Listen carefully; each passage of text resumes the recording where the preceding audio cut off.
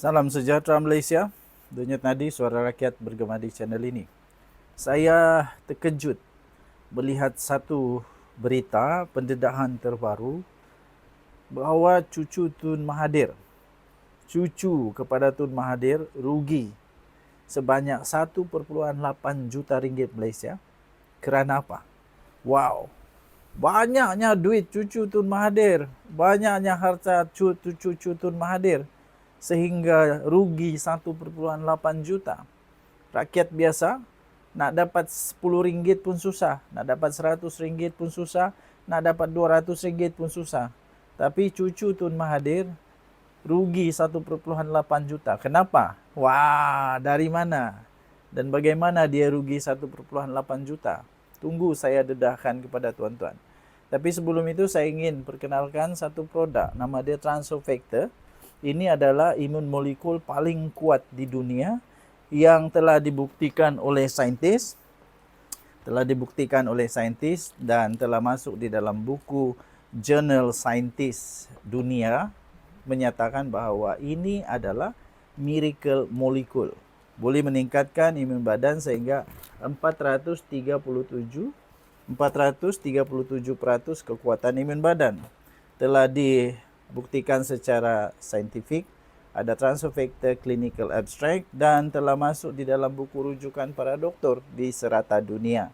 Boleh meningkatkan imun badan bagi anda yang ada masalah penyakit sedang berikhtiar untuk mau sembuh, menguatkan imun badan. Ini boleh meningkatkan imun badan hingga 437% mengikut saintis punya kajian. Jadi apa sekalipun penyakit di dunia ini memerlukan imun badan yang betul-betul optimum. Jadi apa sebabnya cucu Tun Mahathir rugi 1,8 juta? Ini dia. Kerana kediaman telah dipecah masuk. Cucu Tun Mahathir rugi 1,8 juta kerana kediaman telah dipecah masuk. Petaling Jaya, polis mengesahkan sebuah kediaman milik cucu kepada bekas Perdana Menteri Tun Dr. Mahathir Mohamad di Bukit Ledang di Damansara dekat sini telah dipecah masuk kemarin, iaitu pada 24 Julai. Yang ini berita 25 Julai. Rupa-rupanya sehari sebelum himpunan turun Anwar, rupanya kediaman cucu Tun Mahathir telah dipecah masuk dan rugi 1,8 juta. Rugi 1,8 juta, banyaknya harta. Pemangku Ketua Polis Kuala Lumpur, Datuk Mohamed Yusof Jan berkata, kerugian diakibatkan kejadian itu dianggarkan bernilai 1,8 juta. Membabitkan kehilangan barang kemas di bilik mangsa. Barang kemas ya, 1,8 juta. Bagaimanapun katanya setakat ini suspek masih belum dikenal pasti. Siasatan lanjut berhubung dengan kejadian itu sedang dijalankan termasuk meneliti rakaman televisyen litar tertutup CCTV di kediaman terbabit, katanya ketika dihubungi oleh media. Difahamkan kejadian tersebut berlaku kira-kira pukul 3 petang dan disedari oleh pembantu rumah yang kemudian telah menghubungi mangsa dan memberitahu bahawa pintu pagar di bahagian belakang rumah dipotong dan biliknya dimasuki pencuri.